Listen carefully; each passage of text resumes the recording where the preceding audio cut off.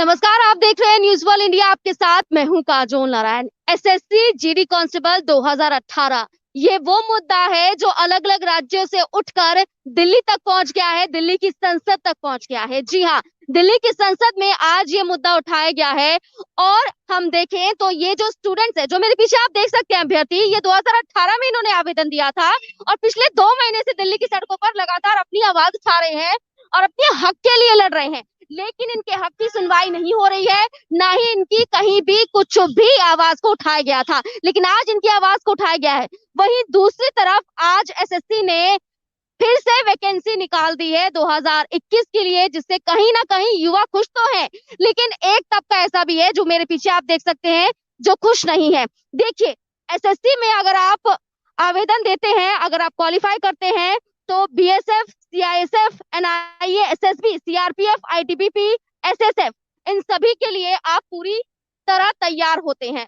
इसकी वर्दी आपको मिलती है। आप अंदाजा लगा सकते हैं कि इन वर्दी को जब आप पहनते हैं तो आप अपने आप में ही गौरवपूर्ण और शक्तिशाली महसूस करते हैं। महसूस इसलिए क्योंकि आप गोली खाने के लिए तैयार रहते हैं और आप देश की जनता की रक्षा के लिए तैयार रहते हैं। आज ये अभ्यर्थियों का हौसला बढ़ा है। हालांकि लग रहा था कि जब नई वैकेंसी आएगी तो उनका हौसला टूटेगा, क्योंकि वक्त बहुत ज्यादा हो गया था, लेकिन आज इनका हौसला बढ़ा है। इनसे बात करेंगे कि इनके हौसला अफजाई में कितनी ज्यादा बढ़ोतरी हुई है। आप बताइए कि आज आपका मुद्दा जो है वो संसद में उठाया गया है। शक्ति सिंह कोहली है एनआईसी से, गुजरात से, उन्होंने ये मुद्दा उठाया है। हमने सुना और देखा भी, बहुत ही बेबाक तरीके से उन्होंने मुद्दा उठाया। क्या लगता है अब उम्मीद बंधी है? जब से हम लोग पता चला और संसद में बात उठाई गई है, जिससे हम लोग की है कि अभी भी उम्मीद जगी है। इससे तो संसद में उठना बहुत बड़ी बात होती है। अगर इससे भी बात आगे बढ़ती है, हम लोग को पूरी उम्मीद जगी है और मुझे विश्वास है कि ये बात जब सारे सबको पता होंगे और सब लड़के अब दिल्ली पहुंचेंगे और इस बात में लगेंगे, कोई अब पीछे नहीं हटेंगे। हम लोग 1.5 महीना से लगे हैं और हम लोग एक कदम पीछे नहीं हटाए और आगे भी करते रहेंगे हम लोग। हमें यानी अब उम्मीद ज्यादा बड़ी है तो लोग भी बढ़ेंगे, और जो और स्टूडेंट्स हैं जो नहीं आते, सिर्फ और सिर्फ सोशल मीडिया के जरिए आप लोगों का समर्थन कर रहे थे, वो अब सड़कों पर आएंगे। जी। इससे क्या होता है ना कि अब नेशनल लेवल पे उठता है तो उनको भी विश्वास जगता है कि हाँ अब कुछ हो रहा है। इसलिए हमें शायद लग रहा है ऐसा कि लोग आएंगे और हमारा हौसला अफजाई करने में मदद करेंगे।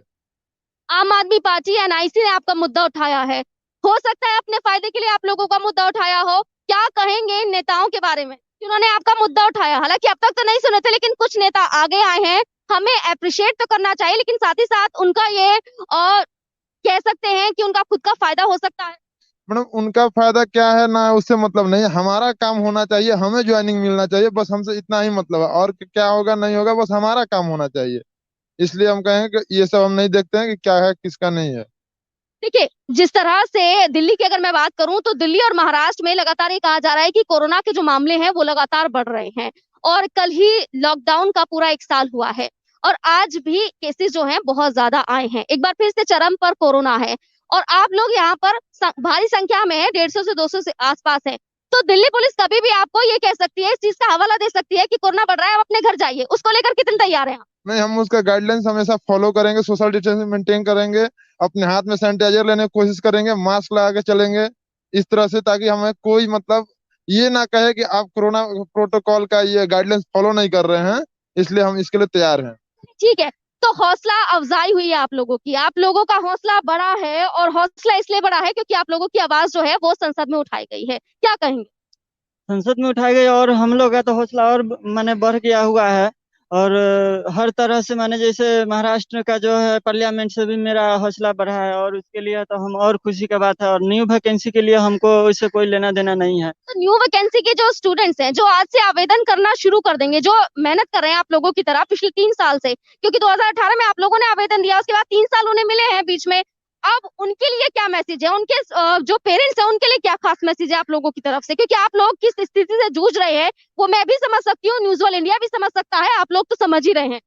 इसके लिए मेरा यही खास मैसेज है कि जिस तरह से हम दिल्ली के सड़कों पे दर दर की ठोकरें खा रहे हैं, इसलिए नौकरी के लिए इधर दर दर की ठोकरें खा रहे हैं, वही वही हाल वही होगा। अभी जो फिर फॉर्म फिलअप करेंगे, फिर आगे चल के उसी को अगले पेरेंट्स को उसके माने जो है क्या कहते हैं उसका कैंडिडेट को और उसके पेरेंट्स को वही हाल होगा, यही दर दर की ठोकरें खाने पड़ेंगे। बिल्कुल।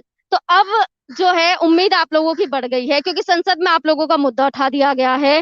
तो ऐसे में आप क्या कहेंगे, क्या सोच रहे हैं आगे? अब रुकेंगे क्योंकि उम्मीद बढ़ाई गई है, लेकिन एनएसयूआई ने भी आप लोगों का फायदा उठाया था। उसके बाद दीपेंद्र हुड्डा ये कह रहे थे कि राज्यसभा में, लेकिन दीपेंद्र हुड्डा ने आपकी आवाज नहीं उठाई है। देखिए मैम, पहली बात तो यह है कि 1.5 महीने से हम सड़कों पे, दिल्ली की सड़कों पे हैं।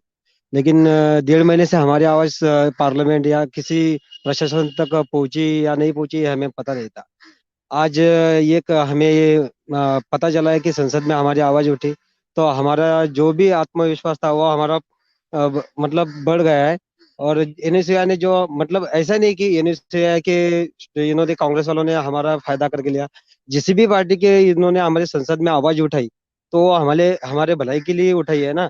तो हमें बस इतना ही कहना है कि जिन्होंने आवाज उठाई उनको हमारा सपोर्ट भी रहेगा, और उन्होंने हमारी आवाज जो बुलंद की, आज के बाद हमारे मतलब